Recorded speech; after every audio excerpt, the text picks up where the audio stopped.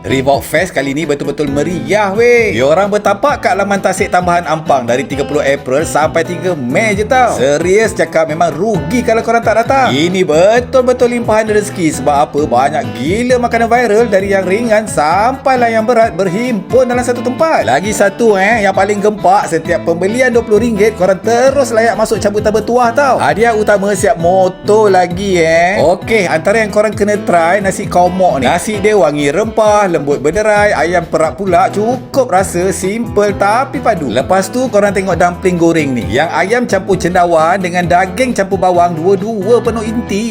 Cicah pula dengan cili oil homemade dia. Kunafa kaihan ni pula memang pantang kita orang nampak. Mesti nak try. Kali ni kita orang try flavor coklat. Serius sedap, manis dia ngam, tak muak. Korang yang suka beef, Sukiya beef bowl ni memang kena try. Daging dia lembut je. Yang kita orang ambil yang versi ramen, Sukiya sauce dia memang layak. Kalau ikutkan, memang banyak lagi makanan menarik kita orang nak tunjuk, tapi takkan nak habiskan semua kat sini kan. Apa kata korang datang sendiri, bawa family, lepak santai sambil try macam-macam menu yang berkenan di hati.